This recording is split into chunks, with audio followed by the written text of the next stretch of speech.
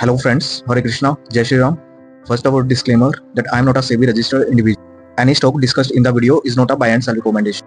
Welcome back in our new learning video और आज हम जानेंगे दो इंपॉर्टेंट चीज़ों के बारे में। एक है रिलेटिव स्ट्रेंथ, ये एक इंडिकेटर है, और एक है सेक्टर एनालिसिस।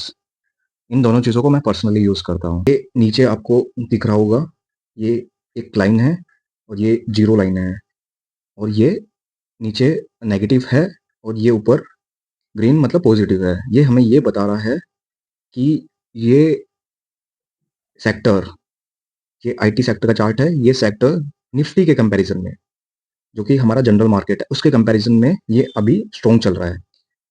ये आउट परफॉर्म कर रहा है निफ्टी को।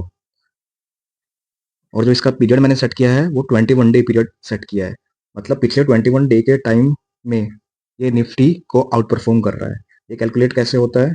इसका कैलकुलेशन ये है कि जो इसका परसेंटेज रिटर्न है, जो इसका परसेंटेज रिटर्न है वो माइनस, उससे माइनस करेंगे निफ्टी के परसेंटेज रिटर्न को और डिवाइड करेंगे निफ्टी के परसेंटेज रिटर्न को, तो हमें मिल जाएगा कि ये आउट परफॉर्मेंस है, ये अंडर परफॉर्मेंस है।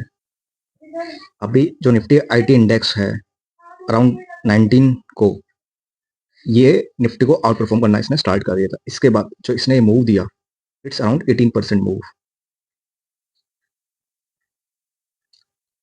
आज हम रिलेटिव स्ट्रेंथ के थ्रू सेक्टर एनालिसिस सीखेंगे कि हमें किस सेक्टर में को प्रेफर करना चाहिए, उस सेक्टर के स्टॉक्स को प्रेफर करना चाहिए हमारी बाइंग के लिए।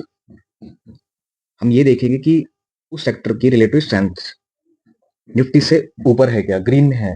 ग्रीन में है तो हम उस सेक्टर को चूज करेंगे, उस सेक्टर के स्टॉक्स को चूज करेंगे। चलिए अब सब सेक्टरल इंडाइसेस को हम चेक करेंगे। इससे पहले हम देख लेते हैं कि रिलेटिव स्ट्रेंथ को कैसे लगाते हैं। आप ये ट्रेडिंग व्यू में इंडिकेटर्स है, इस पे हम जाएंगे, इसमें हम जाएंगे, इसमें रिलेटिव स्ट्रेंथ सर्च करेंगे। ये आ गया, ये वाला relative strength of a stock, इसको हम सेलेक्ट कर लेंगे। और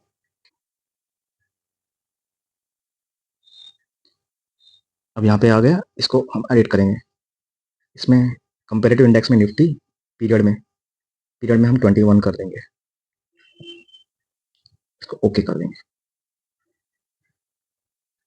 यह निफ्टी का chart, Nifty 10 day moving average के ऊपर चल रहा है और ये स्ट्रेंथ दिखा रहा है, और इसका फ्लैट ही होगा रिलेटिव स्ट्रेंथ, क्योंकि निफ्टी को निफ्टी से कंपेयर करेंगे तो जीरो ही आएगा।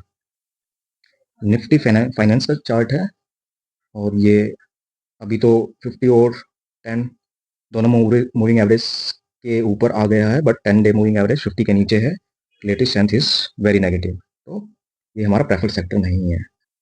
दूसरा हमारा सेक्टर आ गया निफ्टी बैंक, 50 के नीचे है, डाउन ट्रेंड में है और रिलेटिव स्ट्रेंथ नेगेटिव है, हम प्रेफर नहीं करते।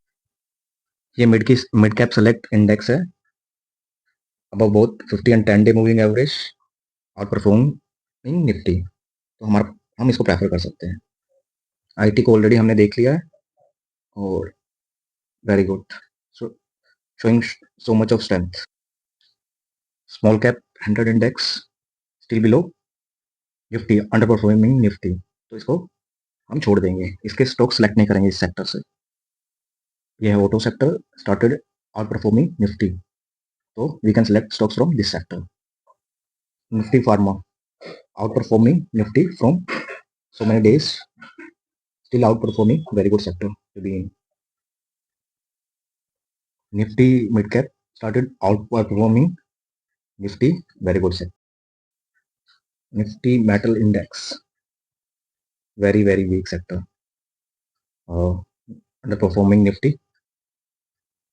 Don't avoid this sector, avoid stocks from this sector.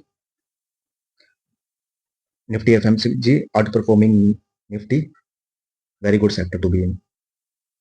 PSU Bank, very negative, avoid this sector. Realty sector, still negative, underperforming, avoid. Nifty Energy, underperforming, avoid.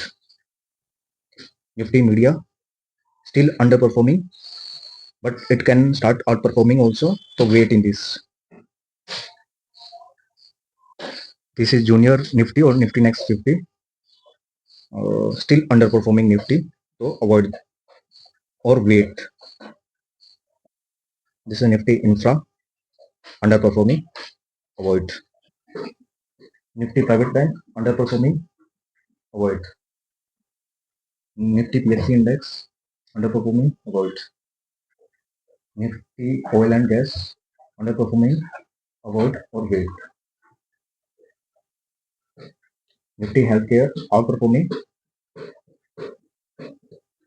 Nifty Consumption, outperforming. Nifty Commodities, underperforming, avoid. Nifty Digital India Index, outperforming. CPSC Index, underperforming, MNC Index. अब मैं सबसे important बात करने जा रहा हूँ। सबसे पहले आप देखेंगे निफ्टी 50 को कि ये 50 डीएमए के ऊपर है कि नहीं। फिर देखना है कौन से इंडेक्स निफ्टी को आउट परफॉर्म कर रहे हैं, और फिर तीसरा देखना है स्टॉक्स कि इन इंडेक्स के स्टॉक्स कौन से आउट परफॉर्म कर रहे हैं इन इंडेक्सेस को। स्टॉक्स कभी अकेले नहीं चलते, पूरा ग्रुप मूव करता है, तो वो ग्रुप मूव का पार्ट होते हैं। इसलिए सेक्टर एनालिसिस जरूरी है कि उस सेक्टर में स्ट्रेंथ है कि नहीं। अगर उस सेक्टर में स्ट्रेंथ है तो आपको स्टॉक्स में अच्छा मूव मिलेगा और आपके डिसीजन मोस्टली राइट होंगे। अगर आप वीक सेक्टर का पार्ट है और आपको उसमें किसी स्टॉक में सेटअप मिला तो हाई चांस है कि वो स्टॉक भी अंडर परफॉर्म करेगा, उस स्टॉक के फेल होने का चांस बहुत हाई है। तो नेक्स्ट टाइम किसी भी स्टॉक में इन्वेस्ट करने से पहले या ट्रेड करने से पहले आपको चेक करना है कि उस सेक्टर का या उस इंडेक्स का आउट परफॉर्मेंस है कि नहीं, जिस सेक्टर में से वो स्टॉक बिलोंग करता है। आज के लिए इतना काफ़ी है। नेक्स्ट वीडियो में मिलेंगे and thank you so much.